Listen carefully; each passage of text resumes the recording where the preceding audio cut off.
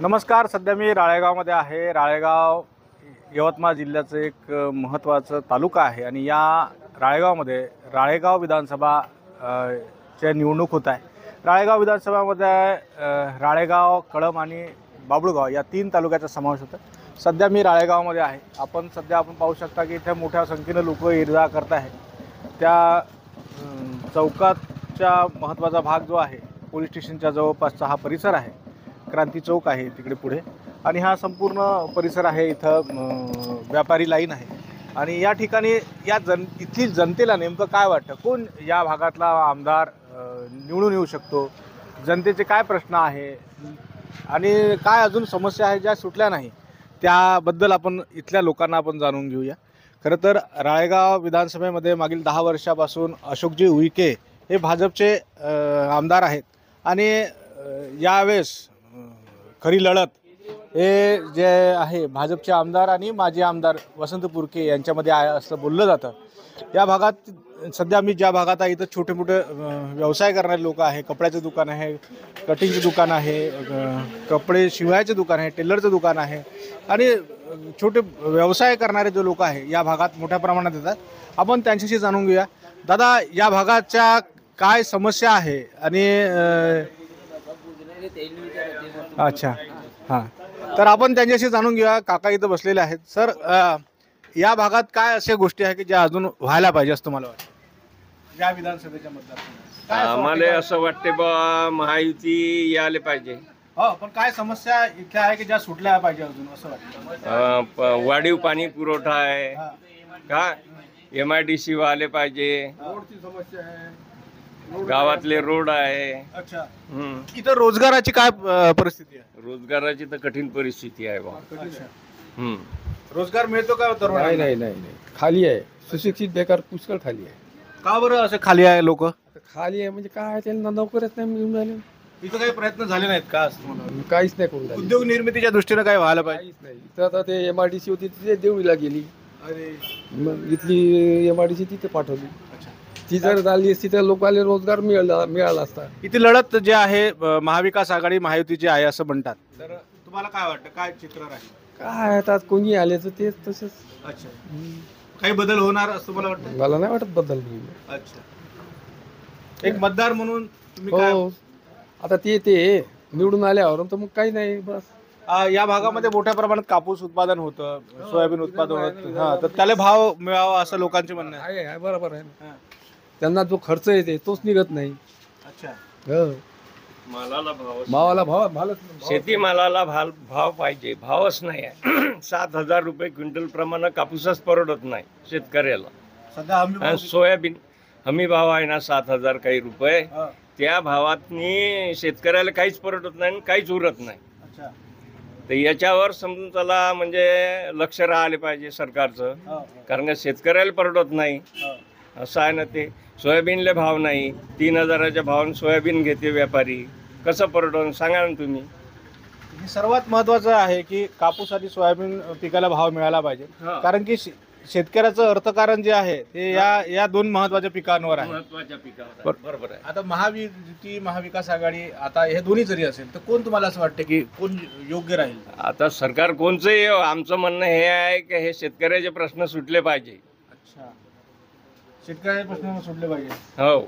अच्छा, निश्चितच शेतकऱ्याचे प्रश्न सुटले पाहिजे. कापूस आणि सोयाबीनला सोडवल्या गेल्या पाहिजे असं स्थानिक लोकांचं म्हणणं आहे. सध्या मी शेतमजुराला काम मिळालं पाहिजे आणि हे कोणतं तरी कारखाना आणायला पाहिजे. MIDC हे काहीतरी लोक सुशिक्षित पोरं आहे, यांना मजुरी मिळाली पाहिजे. यायचं परपंच बराबर चालला पाहिजे, घरदार चाललं पाहिजे. यायला बायका झाल्या पाहिजे. यायला कुणी पोरगी द्यायला कुणी तयार नाही. काहीच नाही, नोकरीच नाही आहे, कामच करत नाही. म्हणते याचं काय करायचं? तर ह्या सरकारनं, कोणतंही सरकार येऊ, यानं या रोजगाराचं काहीतरी केलं पाहिजे. कास्तकाराला जर भाव दिलाच पाहिजे, पण ह्या रोजगार जो मजुरी करून पोट भरून राहिला त्याचं का देऊन राहिले हे? निश्चितच आपण पाहिलं की या भागामध्ये रोजगाराची मोठी अडचण आहे, कारण की रोजगार नाही तर त्यामुळं इथल्या बेरोजगारांच्या हाताला काम नाही आणि त्यामुळं छुपी बेरोजगारी जी आहे मोठ्या प्रमाणात आहे. गाव पातळीवर जे आहे पातळीवर अशी स्थिती आहे की शेतीच्या हंगामामध्ये जे महत्त्वाचे दिवस आहेत त्या दिवसात काही प्रमाणात काम मिळतं, निंदनाचं असेल, कापूस वेचणीचं असेल. मात्र आताच्या परिस्थितीमध्ये जेव्हा कापूस हंगाम निघून जातो किंवा कापूस वेचणी हंगाम निघून जातो त्यावेळेस मात्र इथं रोजगार निर्मिती नसल्यामुळं या भागातील लोकांना बाहेर जावं लागतं. आणि काकांनी आत्ताच सांगितलं की मजुरांची मोठ्या अडचणी आहे, तरुणांच्या हाताला काम नाही, त्यामुळं अविवाहित तरुणांची संख्या मोठ्या प्रमाणात आहे असं सांगितलं जातं. तर या भागामध्ये अनेक अडचणी आहे. तर या भागातल्या जनतेच्या मनात काय आहे हे खरं तर हे इथली जनताच जाणते, ते कोणाच्या बाजूने आहे. दादा, या भागातल्या काय गोष्टी आहे की ज्या अजून दूर नाही झाल्या आणि ज्या दूर व्हायला पाहिजे तुम्हाला वाटतं? शेतकऱ्यांच्या समस्या, त्याच्यानंतर मालाला भाव नाही आहे, आमच्या धंद्यावर फरक पडलेला आहे. कशामुळं म्हणजे आम्ही हा ग्रामीण भाग आहे. ग्रामीण भाग असल्यामुळे इथे पूर्ण मजूर आणि शेतमजूर आहे, त्यांच्यामुळे मार्केट चालू नाही आहे. सगळी समस्या आहे, धंद्यावर परिणाम पडलेला आहे. आणि महागाई एवढी वाढली आहे का महागाई का त्याचा काही हेच नाही आहे. बरं, महागाई वाढली आहे. आता आपल्यासोबत एक ताई आहे शेजारी, त्या आधी कपड्याच्या दुकानात आलेल्या आहे. ताई, महिन्याचं बजेट कितीच वाढलं तुमचं? डबल मध्ये झालं. महिन्याचं बजेट वाढलंच ना. काय काय गोष्टी अशा वाढल्या तुम्हाला असं जाणून राहिलं? तेलाचा आता 1500 रुपये तेलाचा पिपा होता, आता ते 2200 रुपये झाला. मग असं वाढतच चाललेलं आहे ना. अच्छा. आणि जे शेतकऱ्याला भाव पाहिजे तेव्हा मिळत नाही. 7,000 रुपयात कापूस घेऊन राहिले व्यापारी लोक. निदान आम्हाला कापसाले भाव 10 तरी हजार पाहिजे बा, असं आमची मागणी होती. सरकार म्हणते की जो भाव देत आहे तो योग्य भाव आहे. योग्य कसा होऊ शकते? एवढी खर्च वाढत आहे, तो खतामध्ये किती वाढ झाली, बियाणात वाढ झाली, सगळ्या पैशात वाढ झाली. मग कापसाला भाव तर पाहिजेच ना तेवढा. आणि आता वेचाई किती रुपये झाली? आता 180 म्हणत आहे, कोणी 200 म्हणत आहे. मग 200 रुपये किती 10 भाव किलोला. 10 वाढला? किलो प्रमाणे वेचणे चालू आहे. घरी येईपर्यंत कमीत कमी 12 रुपये किलो पडते. अच्छा. तर दादा, या भागामध्ये जी परिस्थिती आहे, तुम्ही शेतकरी आहात, तर तुमचा जो खर्च आहे तो किती वाढला आहे? कशामध्ये खर्च म्हणजे आता कशामध्ये, आता हे तेलाचे येतात, किराण्यामध्ये पूर्ण किराणा वाढला आहे. मजुरी किराण्यामध्ये पूर्ण मजुरी वाढून आहे, मजूर पूर्ण वाढून आहे. 200चं मजूर आता 300 रुपये. इथं सोयाबीनले भाव नाही. 4 बॅगले 8-10 क्विंटल सोयाबीन झालं. 3000 रुपये भाव, त्या दिवशी 2200 लागला. त्याच्यामुळे हे म्हणजे खर्च खूपच वाढला आहे, डबल टिबल खर्च. कठीण समस्या करून टाकल्या. म्हणजे शेतकरी सुखी नाही आहे, नाही समाधानी आहे, नाही, समाधानी बिलकुल. त्याच्यामुळे बाजारावर परिणाम पडलेला आहे. बाजारावर पूर्ण परिणाम पडला. बरं, आता तुम्ही इथं महाविकास आघाडी, महायुती असे लढत आहे असं म्हणतात निवडणुकीत, तुम्हाला काय वाटतं? आम्हाला आता तसं कसं आहे, आता दोनही पक्ष असे म्हणजे त्यांनी काहीच नाही केलं 25 वर्षात. नाही काहीच नाही त्यांनी आणि केलं, पण 10 वर्षामध्ये आता याही काहीच नाही केलं. पण यावर्षी असं परिवर्तन करावं बा असं वाटतं. जनतेच्या मनामध्ये परिवर्तनाची लाट आहे आणि आणि नेमकं परिवर्तन काय होईल हे अजून काही निश्चित नाही आहे. पण लोकांच्या मनात आहे का कोणाच्या बाजूने उभं राहायचं? परिवर्तनाची लाट. परिवर्तन म्हणजे परिवर्तन आवश्यक आहे. ताई, तुम्हाला काय वाटतं? महिला वर्गाच्या त्यांनी म्हटलं की लाडकी बहीण योजना आणली आम्ही, तर त्याचा किती फायदा होतील? लाडक्या बहिणीचा का? लाडक्या बहिणीचा फायदा म्हणजे आमचेच शेतकऱ्याचेच माल कमी भावात घेणं आणि हेच आम्हाला 1500 रुपये देणं, हे काही फायदेशीर नाही वाटत आहे मला तरी. कारण की आम्हाला शेतकऱ्याला भावच पाहिजे ना. भाव मिळाला लागणं, आम्हाला 1500 रुपयाची गरज नाही ना. आमच्या शेतकऱ्याला जर भाव मिळाला तर 1500 रुपयाची गरज नाही आम्हाला. निश्चितच ताई ज्या आहेत, आपण कुठल्या गावच्या ताई? आपटी. काय नाव आपलं? वर्षा वांगे. खरं तर महिलांच्या ज्या साठी सरकारने योजना काढली की लाडकी बहीण योजना, त्याच्या माध्यमातून सरकार महिलांना 1500 रुपये देत आहे. मात्र या पैशाचीही महिलांना गरज नाही असं महिलांचं म्हणणं आहे.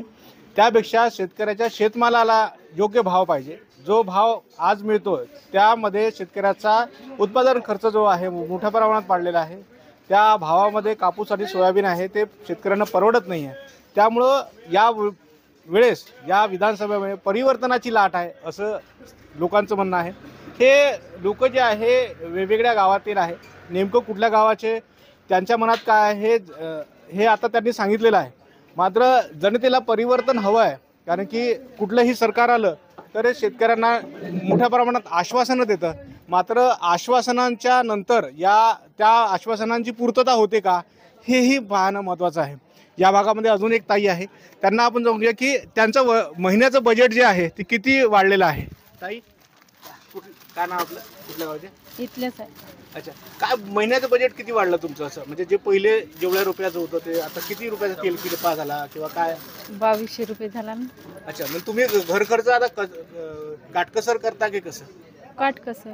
अच्छा, मग तुम्हाला काय वाटतं की काय बदल होणं अपेक्षित आहे या भागामध्ये?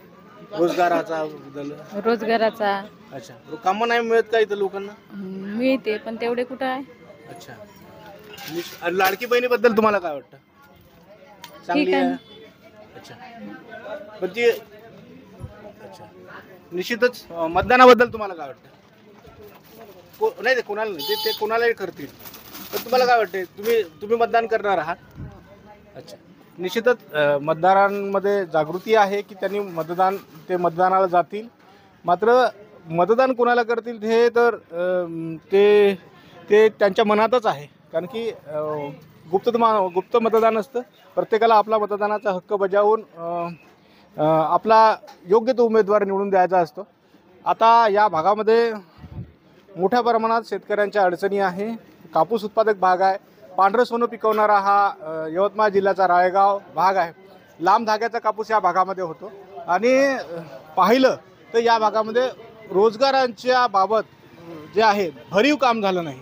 हे सामान्य नागरिक इथला बोलतोय, मजूर बोलतोय, महिला वर्गांच्याही समस्या आहे की या ठिकाणी त्यांना महागाईचं झळ पोचत आहे, काटकसर त्यांना करावी लागत आहे. आणि त्यामुळं या भागातील जनतेच्या मनात जे आहे परिवर्तनाची लाट आहे असं एकूण चित्र आहे. त्यामुळं या भागातील जनता नेमकी कुणाच्या पाठीशी राहते हे पाहणं महत्त्वाचं ठरणार आहे. इथं सर निवडून येणार आहे, पण कोणचे सर हे 23 तारखेला कळेल. तोपर्यंत नमस्कार, जय हिंद.